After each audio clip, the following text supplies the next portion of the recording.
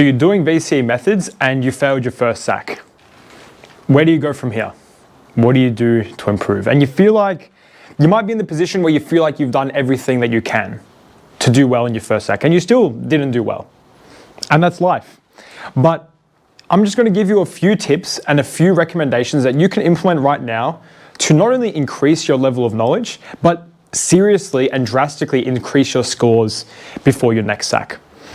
Now, what I'm going to say is not the easiest advice to implement, but trust me, it'll work. It's just not many people will do it. And some of it might be obvious to you, and some of it might not. But what I want you to do is just listen and see which parts of these you can implement and which parts of these are realistic for you to implement. Because the first thing you need to do is recognize that your teacher teaching you all of the knowledge is not going to get you the knowledge that you need to succeed on a SAC. Now you might be thinking, that doesn't make any sense because my teacher's teaching the class and they're expecting us to answer the SAC well. So how does that make any sense? It's because the teachers in your school and the teachers in your classroom, they're teaching to aim for the level of the average student.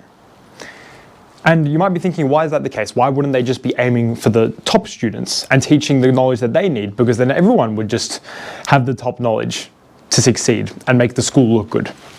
Now, the reason for this is because the teachers don't want to go too fast for the people that, will remain so behind and that don't have a high standard for themselves. And those people will just be left behind.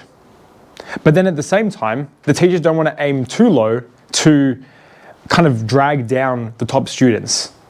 Now, there's a middle ground, and that's what the schools aim for, and that's what your teacher's aiming for when he or she teaches you the content. So what you need to do is first realize this, which you're doing by watching this video, but the most important thing is to overcome this by learning the content yourself. Now, the first thing you might be thinking is, how do you even learn the content yourself? It's actually not too hard. All you have to do is just read the textbook for each topic, make notes and interpret that textbook information, and then try out the exercises yourself. Now, this sounds simple enough, and you won't learn everything by doing this, but you'll learn, I don't know, if to put a number on it, maybe 60 to 70% of things, and you might remember a portion of that. But the point is to do this before class, and then use class as a way of consolidating your knowledge. So try and learn the content yourself, see how much you can learn yourself by learning the textbook and kind of studying the textbook, and then go to class and treat class as a consolidation session. And what you'll notice is that your knowledge regarding a certain topic will not only increase drastically, but you'll also have a much richer understanding of the content. And the reason for this is because you're connecting the dots in your own mind from what you learned yourself to what you learned with your teacher. Now imagine if you add another layer to this. Imagine you had a tutor and your tutor taught you that content in advance. Then you're adding another layer of complexity to the amount of knowledge that you know.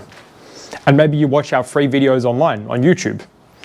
That's adding another layer of complexity to your knowledge, and you're adding more richness to your level of knowledge.